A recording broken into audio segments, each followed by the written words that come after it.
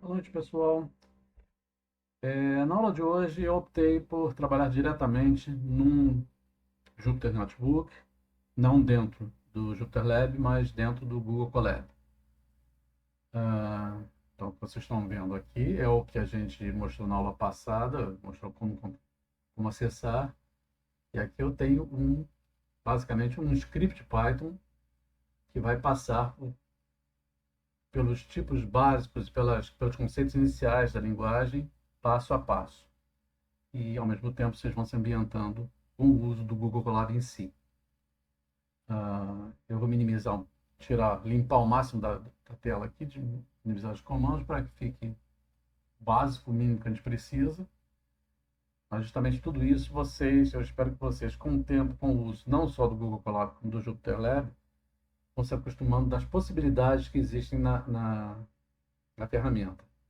A melhor forma de você se ambientar com uma ferramenta, melhor do que qualquer texto e mesmo qualquer explicação que eu possa dar aqui, é experimentar diretamente. Particularmente, eu acho que em programação, em geração de código, não existe outro caminho a não ser dar mão na massa e errando. Dito isso, vamos à aula de hoje, onde eu pretendo, pelo menos, mostrar uma sequência lógica e gradual de como a gente ir conhecendo o básico da linguagem. Vamos à aula, então. Nessa aula, vamos começar a trabalhar efetivamente com a linguagem Python. A gente vai conhecer alguns elementos mais básicos que aparecem em praticamente qualquer programa, que em Python a gente costuma chamar de script. Python é uma linguagem de script, uma linguagem que é interpretada, como eu já mencionei na aula anterior. Esses tipos de conceitos e observações que eu vou introduzindo, elas não devem ser decoradas, nem são fundamentais para o uso da linguagem. Mas é interessante que vocês mantenham isso em mente para que o jargão, para que os termos que são usados na comunidade vão se tornando cada vez mais comuns para vocês. Então, a gente geralmente chama de script Python, mas ele é um programa em Python, está na mesma. A gente vai começar, nosso ponto de partida vão ser as variáveis e os tipos de dados. A gente vai entender como o Python representa informações do tipo textos, números inteiros, números com casas decimais, e pensar como é que a gente deve usar cada uma dessas coisas. Ao longo da aula, então, eu vou vou executar exemplos diretamente nesse Jupyter Notebook que está em tela, passo a passo, usando o Google Colab.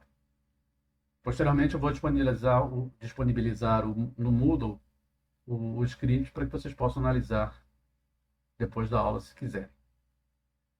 A ideia é que vocês observem não só o código, mas poderem fazer passo a passo, voltando, alterando o que acontece em cada instrução. A gente vai começar com instruções simples e a ideia é que ao longo do curso a gente vá tornando cada vez mais complexo. A primeira coisa que eu preciso falar é do conceito de variável.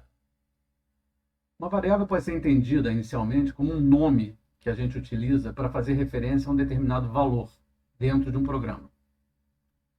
Em Python, a gente pode criar variáveis de praticamente qualquer ponto do programa. A gente não tem que, como se diz em outras linguagens, declarar uma variável.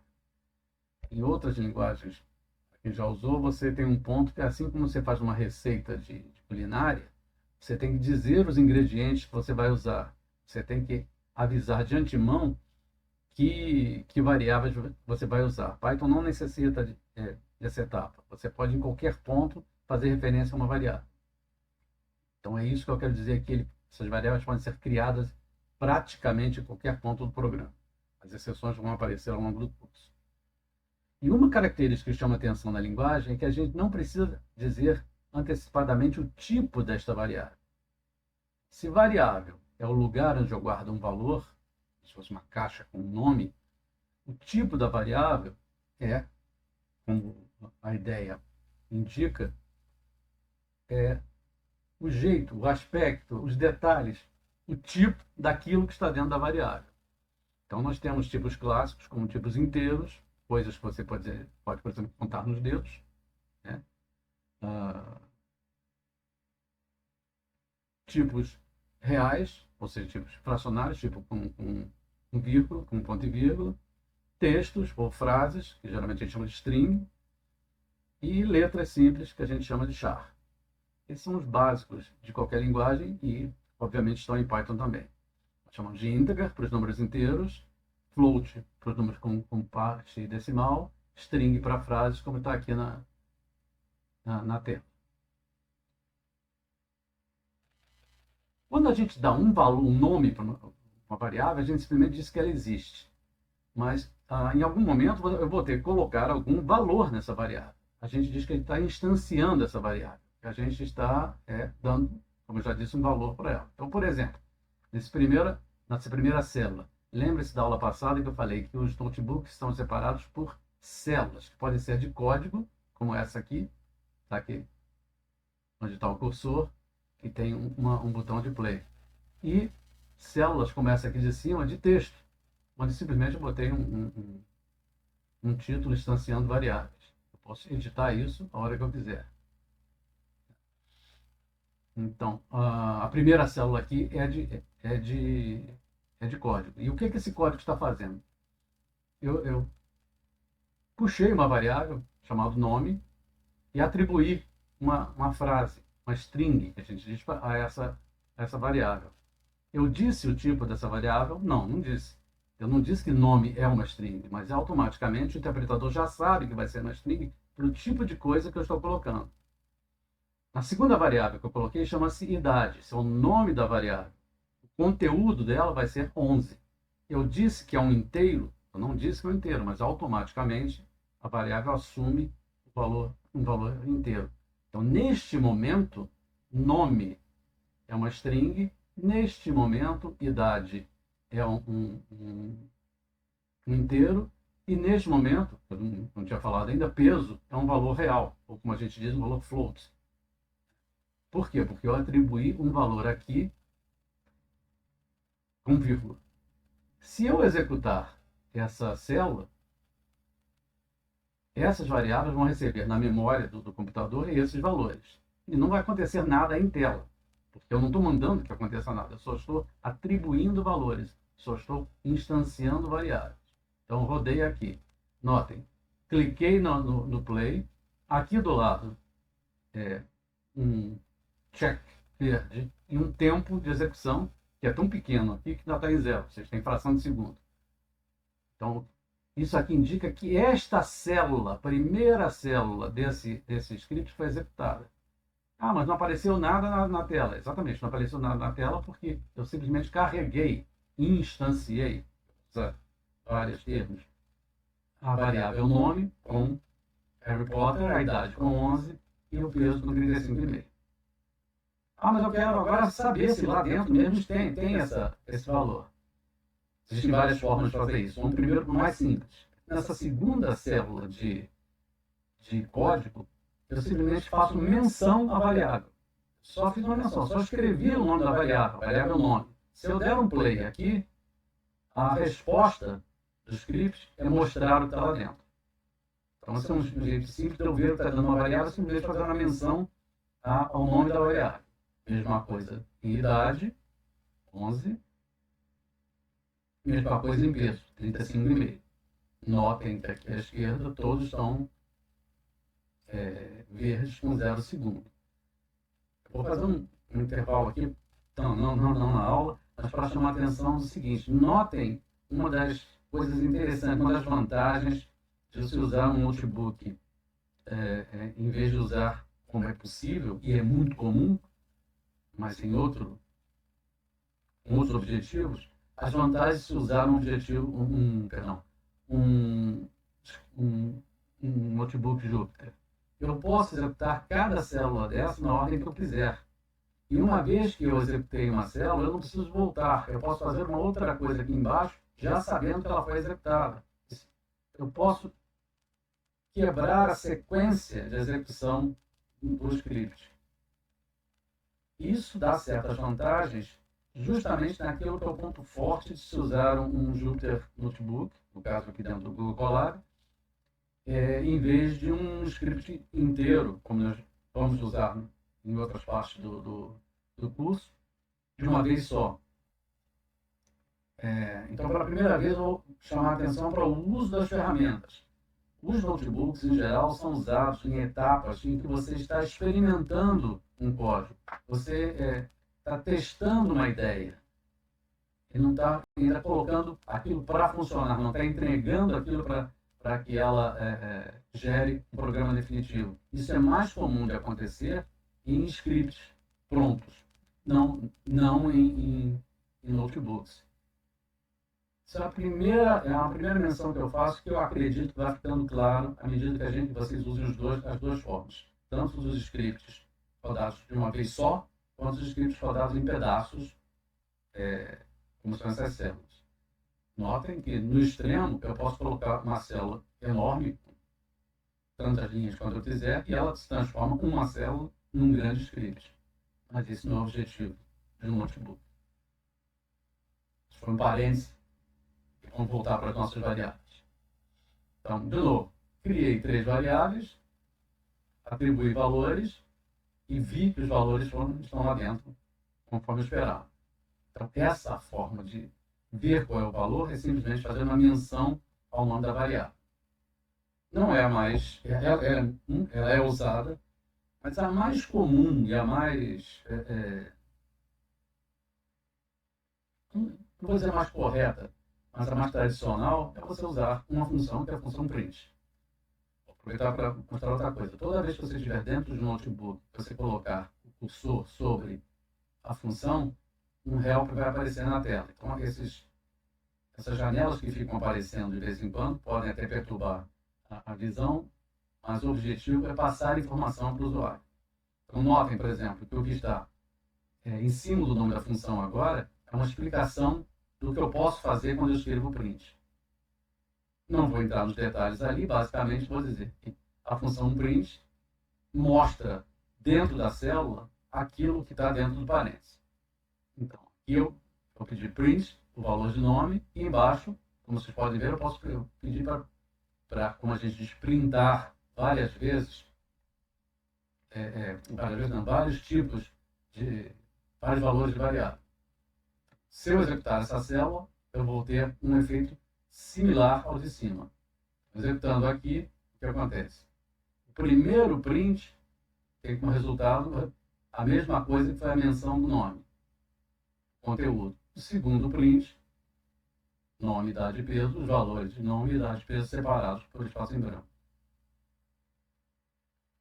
O importante aqui, além de usar a função print pela primeira vez, é entender uma característica básica do Python. Toda variável tem um tipo. E ela pode ser criada em qualquer ponto do script. Como é que eu sei o tipo de uma variável num determinado momento? Para isso eu tenho uma função type. Então eu posso usar essa função type para descobrir o tipo de uma variável. Eu não mudei meu script aqui. Então, nome ainda existe. Não saí desse script e fui para outro. Então, nome, eu já estou em outras células, mas nome ainda existe. Então, se eu pedir type de nome, o que a gente espera que venha? O que tem nesse momento aqui dentro de nome? Vamos olhar ali em cima de novo. Harry Potter, uma string. Então, se eu executar essa célula aqui, o que ele vai dizer quanto ao nome? str, que é o short, a abreviatura para tipo de string. Se eu pedir o type de idade, saiu ali, int, que é o short, que é a abreviatura para inteiro. Se eu pedir o type de uma coisa que não é variável, um type de um número, também, 10. Então veja, eu posso pedir type de qualquer coisa, inclusive de constantes, não só de variáveis. No início desse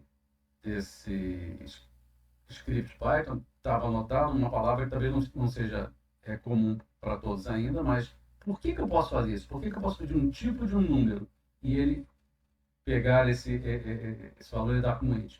Porque na prática, tudo dentro de Python é um endereço de memória, ou como a gente diz, é um objeto.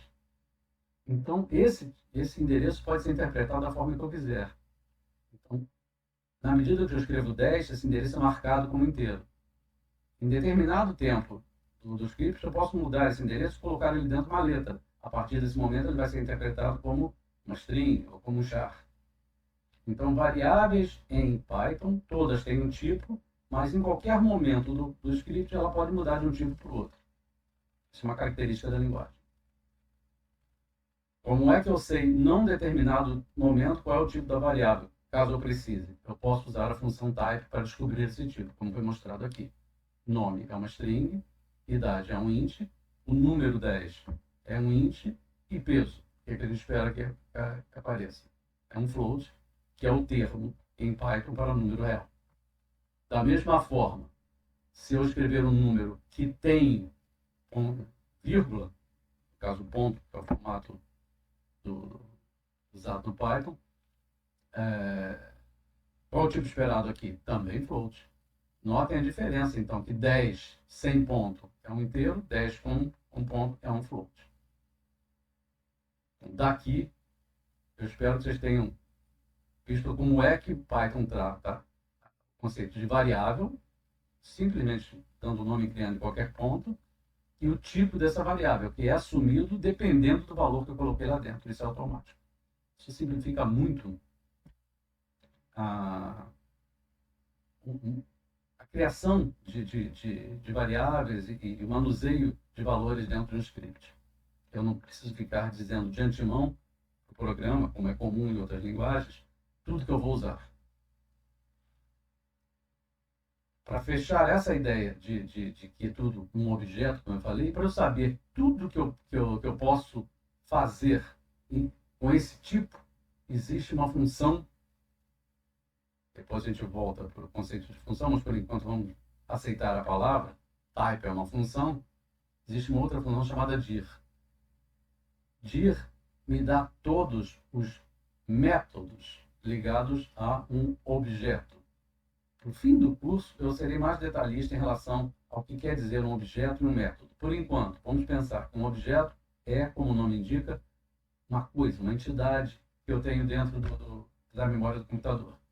E método, por enquanto, vamos assumir que é uma ação, uma função que esse objeto tem.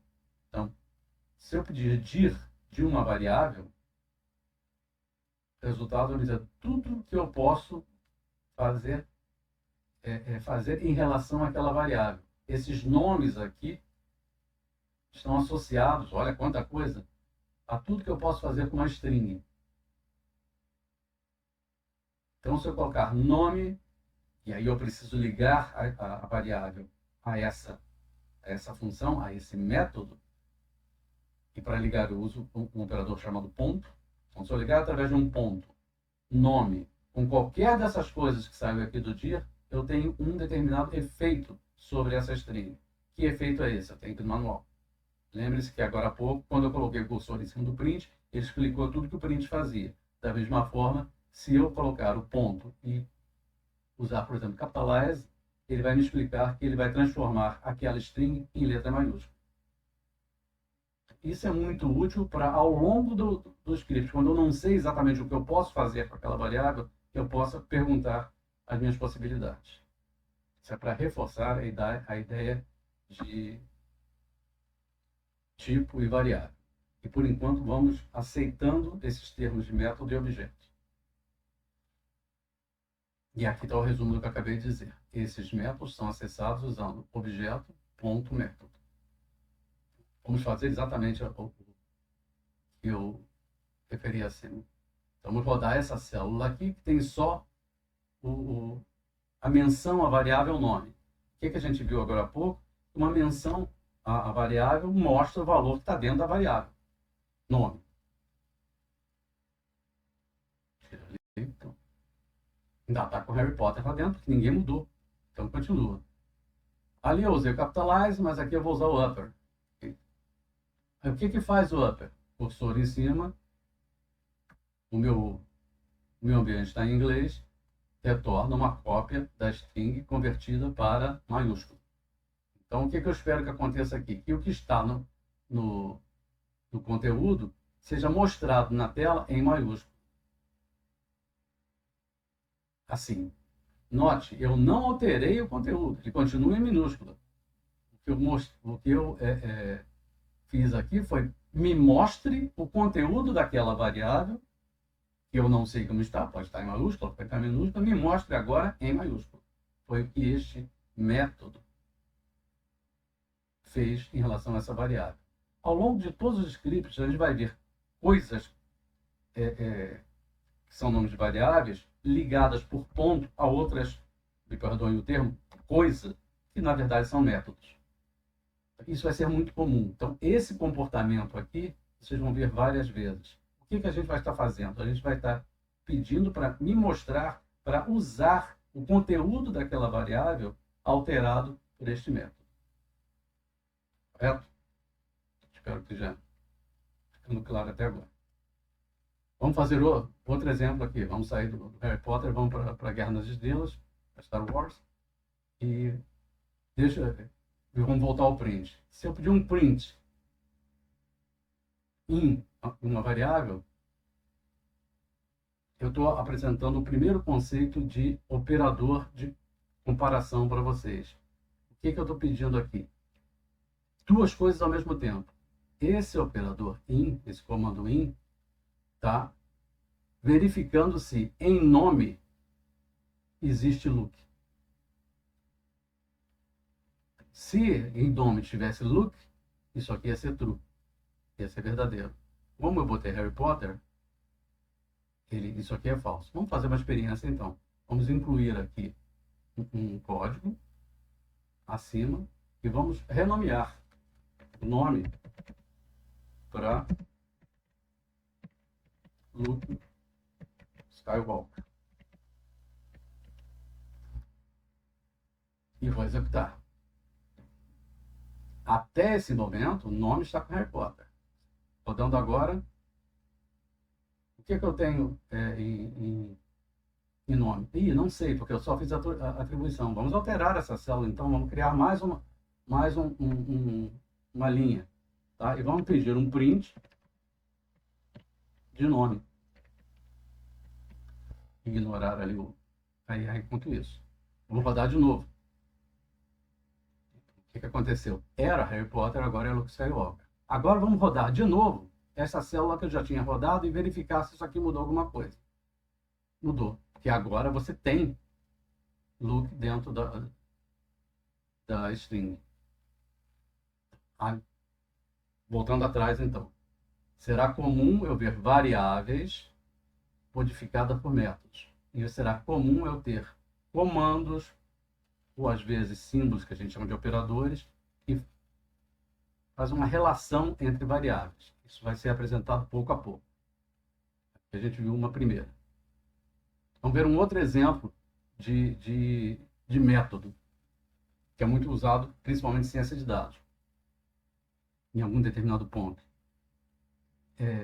Lista.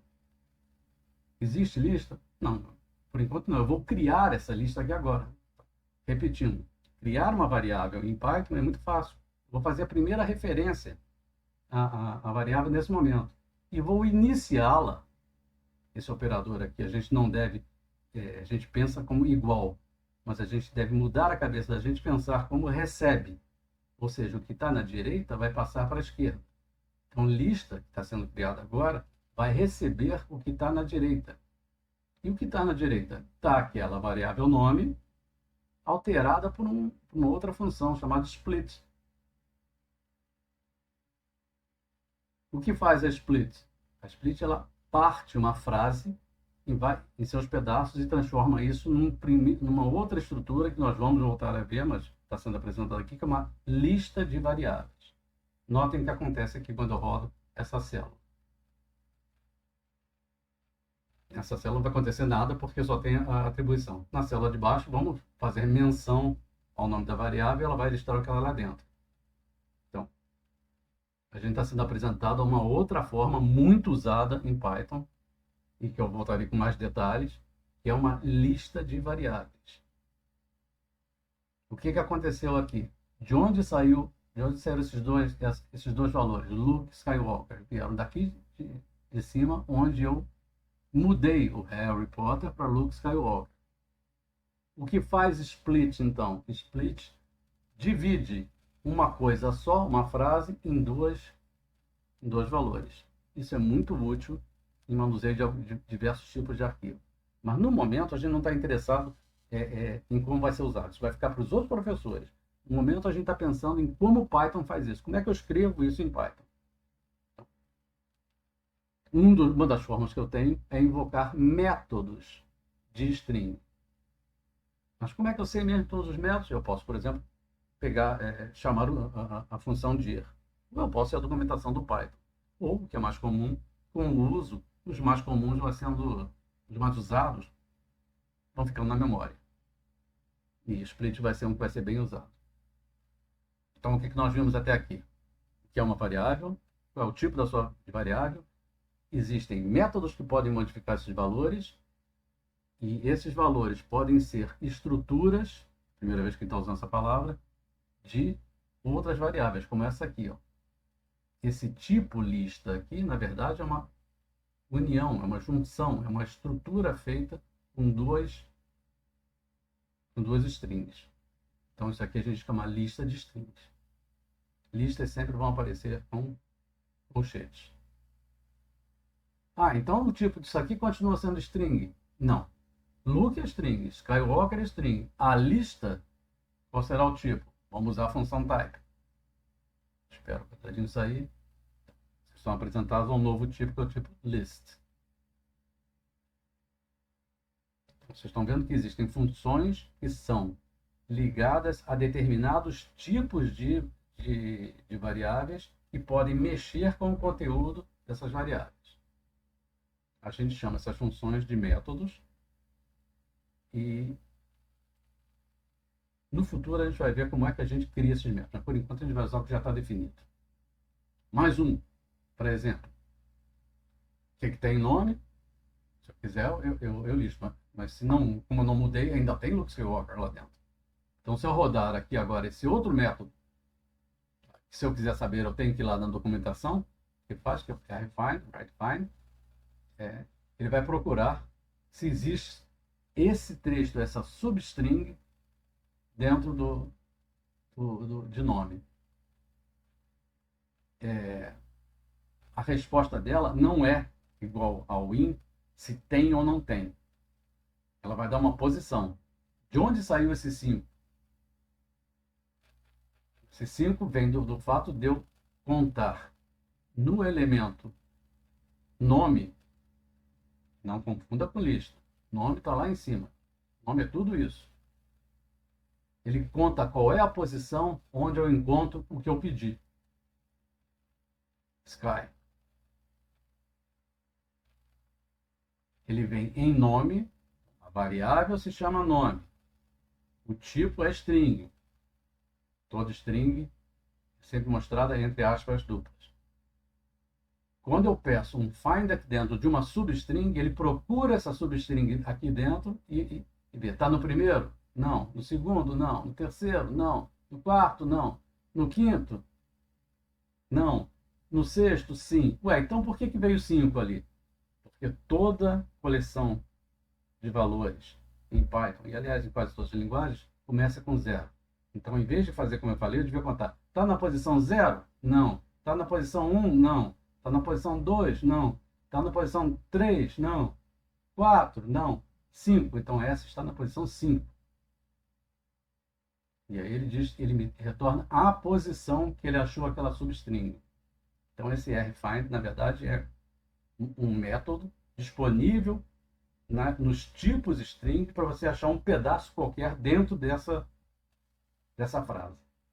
Ele volta para a posição onde ele se encontra. Ué, e se não tiver? A posição dela vai ser não. Esse aqui não tem.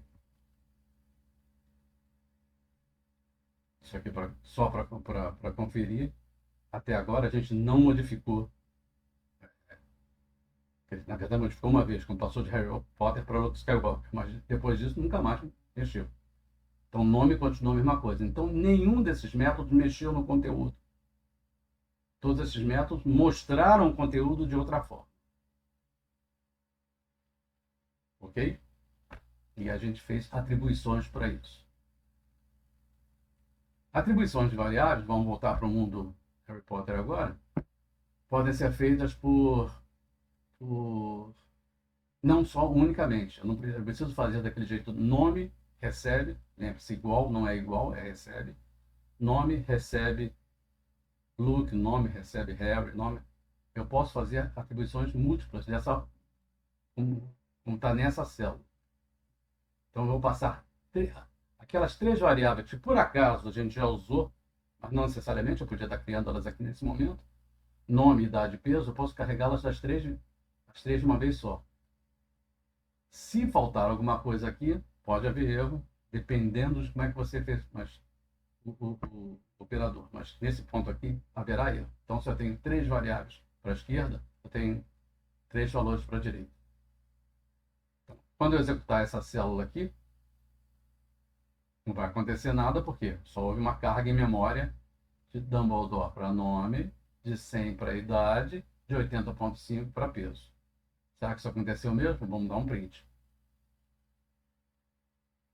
Ok. Então, voltando. A criação de variáveis em Python pode ser feita em qualquer ponto. Toda variável tem um tipo. Esses tipos podem ser estendidos em estruturas de dados como listas. E cada tipo tem o seu conjunto de métodos associados. Então, eu posso manipular, e a gente vai fazer isso com frequência em ciência de dados, manipular esse conteúdo para colocar do formato que eu preferir. E isso pode ser feito um a um ou um grupo de uma vez só. Ok? Eu vou parar esse vídeo agora, só para respirar e voltar. Vocês podem dar uma olhada no script se quiserem. A gente continua da próxima célula, do próximo vídeo. Até daqui a pouco.